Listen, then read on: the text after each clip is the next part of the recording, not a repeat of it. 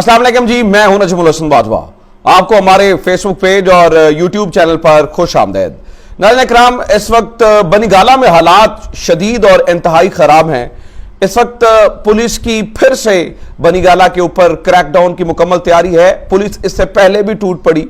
Police की जानिब से जो वहां पे किया गया वो यकीनी तौर पर किसी भी जमहूरी मुल्क में होता नहीं है। कारकुनान ढाल बन गए। बनीगाला के अंदर पुलिस को दाखिल होने की जो है वो इजाजत नहीं दी गई। पेशावर से कप्तान को बड़ी मदद मिली है। पेशावर इस वक्त तमाम तर तवज्जो का मरकज बन चुका है। पेशावर से क्या मदद मिल रही है? आईजी इस्लामाबाद को क्यों तब्दील किया गया? एक हाजिर सर्विस जज जो कि शहबाज शरीफ साहब के केसेस को देख रहा था, उसकी गाड़ी क्यों रोकी गई? ये मैं आपकी आज की ताजा तरीन अपडेट दे रहा हूं और मैं आपको बता रहा हूं कि इन चीजों के ऊपर मैंने आपको तफसीलन आगाह करना है। और उस ड्राइवर के उस जज के ड्राइवर का गिरबान क्यों पकड़ा गया, इस बारे में मैंने आपको बताना है। और इन तमाम चीजों से ऊपर नाज़रीन इकराम एक नेशनल ग्रैंड डायलॉग करने की कोशिश की जा रही है। अगर आईएमएफ से मदद मिल जाती है, अदरवाइज 25 तारीख बताया जा रहा है। वो मैंने आपको 21 तारीख बताई थी। अब उसको चूंकि आईएमएफ की वजह से वो 25 पर ले गए हैं। अंसार अब्बासी ने इसके ऊपर पूरी जो है ना वो कॉलम लिखा है, उन्होंने भी, और मेरे भी सोर्सेज ये कह रहे हैं कि 25 तारीख जो है ना वो अब अहम है। क्या असम्बलियां टूटेंगी या इमरान खान की गिरफ्तारी का फैसला होगा, इस बारे में फैसला होना है। और नेशनल ग्रैंड डायलॉग किया जा रहा है जिसमें आर्मी चीफ और इसके अलावा तमाम जो हाई कोर्ट्स के चीफ जस्टिस साहिबान हैं, चीफ जस्टिस ऑफ पाकिस्तान और सदर को बुलाकर इस फैसले के ऊपर मोहर तस्दीक साबित करवाने की कोशिश की जाएगी। ये बहुत इंपॉर्टेंट इंफॉर्मेशन है। पेशावर से क्या मिल रहा है ये भी मैंने आपके सामने रखना है। सबसे पहले सुने जनाब वाला हुआ क्या।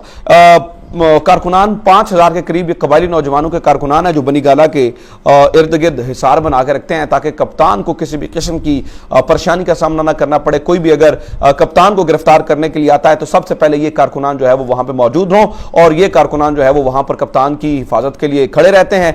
पुलिस ने अचानक एकदम से फैसला किया कि यहां पर हमें क्रैकडाउन करना है और बनीगाला को जो है वो हमने इन कारकुनान के हिसार को तोड़ना है और बनीगाला के अंदर दाखिल होना है। लेकिन इन कारकुनान ने इनको जो है वो नामुराद वापस किया है। उसके बाद मैं आपको ताजा तरीन अपडेट बता रहा हूं। हालात इस तरह से भी खराब हो चुके हैं कि एसएसपी ऑपरेशंस और आईजी इस्लामाबाद को जो है वो तब्दील किया गया है और एक ऐसा बंदा नेक्टा से नया बंदा लेकर आया गया है और उसकी कोशिश ये है कि जो ही इमरान खान बनीगाला के अंदर पहुंचते हैं तो जनाब यहां पर जो है ना वो गड़बड़ कर दी जाए। लेकिन यहां पर एक मदद पेशावर से मिल चुकी है। पेशावर से क्या मदद मिली है नाज़रीन इकराम?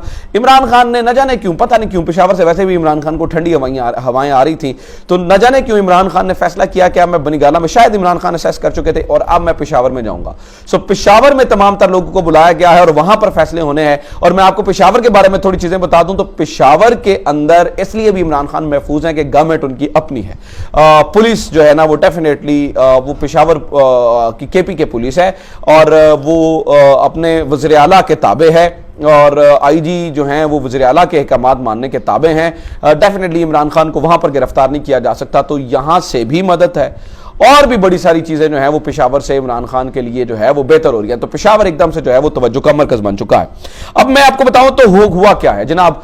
कल रात से अब तक पाकिस्तान मुस्लिम लीग नून की जो स्टेटमेंट्स हैं वो इस तरह से हैं जैसे वो ये कह रहे हों कि अब हमसे ये हुकूमत चलनी नहीं है। राना सनाउल्लाह का शाहजेब खानजादा के साथ प्रोग्राम देखें, उन्होंने एस्टैब्लिशमेंट से ये गिला किया है कि हमारे हाथ पांव बांधे जा रहे हैं और हमें कहा जा रहा है तैरो, हम इस तरह से नहीं चलेंगे, हम इस हुकूमत को छोड़ने, मतलब उन्होंने हुकूमत को छोड़ने तक का जो है वो इंदिया दे दिया है। अब जनाब वाला यहां पर मैं आपको बता दूं तो हो क्या रहा है, जरा बात को समझिएगा।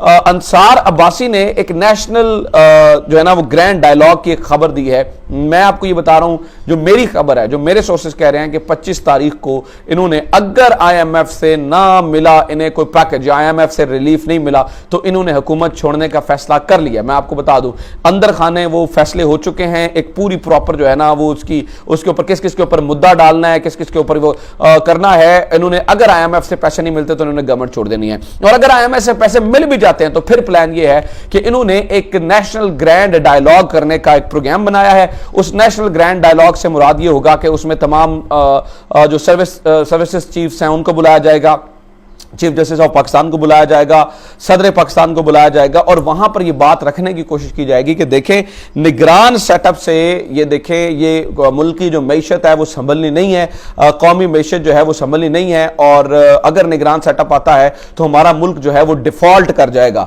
اور ہمارے ملک سے جو ہے نا وہ ہم جو ہے نا وہ ہماری معیشت ڈوب جائے گی. لہٰذا یہ تمام لوگوں کو کہیں گے, جتنے لوگ وہاں پہ موجود ہیں ان لوگوں کو کہیں گے کہ آپ مہربانی کر کے ہمارا ساتھ دیجیے گا. یعنی ساتھ دینے سے مراد یہ ہے کہ عمران خان کو کسی قسم کی کوئی مدد نہ ملے, عمران خان کو کسی قسم کی کسی ادارے کی جانب سے یا کوئی بھی ریلیف بھی نہ ملے. الیکشن جو ہیں وہ اگست تک لے کے جایا جائیں, یعنی کہ اپنے سیاسی مقصد کو یہ جناب والا حاصل کرنے کی کوشش کریں گے اس پورے فورم کے ذریعے. تو میں یہ پھر سوال پوچھتا ہوں, میرا سوال یہ ہے کہ اس نیشنل گرینڈ ڈائیلاگ جو کہ آپ معیشت کے لیے کریں گے, تو پھر اس نیشنل گرینڈ ڈائیلاگ کی عمران خان کی ٹائم گورنمنٹ میں ضرورت کیوں نہیں تھی؟ عمران خان بھی جب یہ کہہ رہا تھا کہ معیشت تباہ ہو جائے گی, ہمیں جو ہے نا وہ اس کا دیکھنا ہوگا, تو عمران خان کی گورنمنٹ کو کیوں گرایا گیا؟ اگر ان کے ساتھ بیٹھ کر جو ہے وہ نیشنل گرینڈ ڈائیلاگ کرنا ہے اور ان کو ہم نے سٹیمپس لگا کے دینی ہے کہ آپ جو ہے نا وہ کرتے پھریں اور یہ ساری چیزیں جو ہے نا وہ آپ اگست تک دندناتے پھریں, کوئی اس طرح کا الیکشن کا فیصلہ نہیں ہوگا. مجھے یہ لگتا ہے کہ یہ نیشنل گرینڈ ڈائیلاگ کی جو ہے وہ ناظرین کرام ضرورت نہیں پڑے گی. اس کے علاوہ میں آپ کو بتا دوں تو آج شہباز شریف اور حمزہ شہباز بھی عدالتوں میں پیش ہوئے ہیں, اور جج صاحبان, جس جج نے یہ کیس سننا تھا اس جج نے یہ بتایا کہ پولیس نے ان کی گاڑی کو روکا اور پولیس نے ان کی گاڑی کو روک کر جو ہے ان کے ڈرائیور کا گریبان پکڑا. یہ ایک پریشر ٹیکٹک ہوتا ہے کہ آپ حاضر سروس جج جو کہ اس وزیر اعظم کا کیس سننے آ رہا ہے, جس وزیر اعظم کے اوپر فرد جرم لگنی ہے, یا جو وزیر اعظم جو ہے وہ منی لانڈرنگ میں جو ہے نا وہ پیش ہو رہا ہے, تو اس وزیر اعظم کا سیکیورٹی جو ہے وہ اس جج کے ڈرائیور کو گریبان سے پکڑ کر یہ پیغام دیتی ہے کہ طاقت کا محور ہم ہیں, طاقت ہمارے پاس ہے. تو اس بات کا گلہ آج ان جج صاحبان نے وہاں پر کیا بھی, اور انہوں نے بتایا کہ یہ جو ہے نا وہ ہمارے ساتھ یہ ٹھیک نہیں ہے, وزیر اعظم کو جو ہے وہ اس بارے میں دیکھنا چاہیے. بہرحال جناب صورتحال یہ ہے. اچھا اگلی کہانی سن لیں, اگلی کہانی اب بڑی مزدار ہے. میں آپ کو بتاؤں تو کراچی کے اندر بھی 25 پولیس موبائلز جو ہے نا وہ جو فکسڈ کے بانی ہیں ان کے گھر بھیجی گئی ہیں, اور 25 موبائلز کے ذریعے ان کو گرفتار کرنے کی کوشش کی ہے. وہ کسی طرح سے جو ہے وہ بچ نکلے ہیں وہاں پر. اب میں ایک آخری چیز جو ہے وہ آپ سے کہنا چاہتا ہوں, اور وہ بہت امپورٹنٹ ہے, وہ خبر سے ہٹ کر میری کچھ آبزرویشنز ہیں اور کچھ چیزیں آپ کے سامنے رکھنا چاہتا ہوں. دیکھیں کل رات عمران خان نے کامنٹ کیا مریم نواز صاحبہ کے بارے میں. اس کامنٹ کے بارے میں آپ مجھ سے پوچھیں, میری رائے پوچھیں تو میں کہوں گا انتہائی غیر مناسب کامنٹ تھا. ہم عمران خان صاحب سے یہ کامنٹ کسی صورت, ان کا سٹیچر ایسا نہیں ہے, ان کا قد اتنا ہے کہ ان کو اس چھوٹے لیول پر آنے کی ضرورت نہیں تھی کہ وہ اس کامنٹ کو کریں. لیکن ایک چیز, اور میں اس کو ڈیفینڈ بھی نہیں کر رہا اس کامنٹ کو, لیکن یہ جو لوگ کل سے خواتین کی عزت کا درس دے رہے ہیں, یا جو لوگ کل سے ہمیں یہ جن کا فیمنزم کا کارڈ جو ہے وہ جاگ چکا ہے, میں ان کے سامنے رکھنا چاہتا ہوں یہ وہی لوگ ہیں جو پچھلے 1 سال سے خاتون اول کے بارے میں کس قسم کے کلمات کہہ رہے تھے. یعنی کہ سابقہ خاتون اول کے بعد میں کر رہا ہوں, یعنی پنکی پیرنی, منو گن تن گوشت جلایا جاتا ہے, یہ کون سے لوگ اس طرح کے الفاظ کہہ رہے تھے. تو یہ کسی سے بھولا نہیں ہے. پھر میں آپ کی توجہ ماضی کی طرف جو ہے وہ کروانا چاہتا ہوں تاکہ آپ کو پتہ چلے یہ کون سے لوگ ہیں. رانا ثناءاللہ صاحب کو آج بڑی وہ کہہ رہے تھے وہ عزت کے علمبردار بنے ہوئے تھے, تو میں ان کی توجہ جو ہے نا وہ کہیں پہ کروانا چاہتا ہوں. 1988 کی الیکشن مہم کے دوران مسلم لیگ نون کی طرف سے جو بینظیر بھٹو کی تصویریں پھینکی گئیں وہ آپ سب کو یاد ہے. پھر 1993 میں وزیر اعظم بن کر جب بینظیر پہلی بار جو ہے نا وہ وہاں پر آئی تھیں تو انہیں پیلے رنگ کا لباس پہنا ہوا تھا. یہ میں آپ کو بتاؤں, اسمبلی میں آئی تو نواز شریف نے حقارت سے انہیں ٹیکسی کہا تھا. میں یہ آپ کے سامنے رکھنا چاہ رہا ہوں, اس چیز کو بھی ذہن میں رکھیے گا. پھر جب زرداری صاحب جیل میں تھے تو بینظیر ایک دفعہ پھر ان سے ملاقات کے لیے گئیں. اس دن میں انہوں نے پیلا سوٹ پہن رکھا تھا تو نون لیگ والوں نے انہیں پیلی ٹیکسی کہا تھا. اس کے بعد محترمہ بینظیر بھٹو کو بڑے لمبے عرصے تک یہ پیلی ٹیکسی کہا کرتے تھے. پھر جناب والا ایک دفعہ اسمبلی میں کسی اعتراض کے جواب میں مصروفیت کی وجہ سے انہوں نے کہا تھا کہ میری ایک ٹانگ کراچی اور دوسری ٹانگ اسلام آباد میں ہوتی ہے. تو اس پر ایک نون لیگی رکن نے جو کہا تھا وہ میری زبان اجازت نہیں دیتی ہے کہ میں یہاں پر وہ کہہ بھی سکوں. یہ وہ لوگ ہیں جو آج یہ درس دے رہے ہیں کہ عمران خان نے جو ہے نا وہ ٹھیک نہیں کیا. میں اس کو ڈیفینڈ نہیں کر رہا ہوں, لیکن میں ان لوگوں کی بات بتا رہا ہوں یہ جو درس دے رہے ہیں. اچھا پھر سنیں, انہوں نے عائشہ گل علیہ اور ریحام خان جیسی جو عورتوں کا استعمال کیا.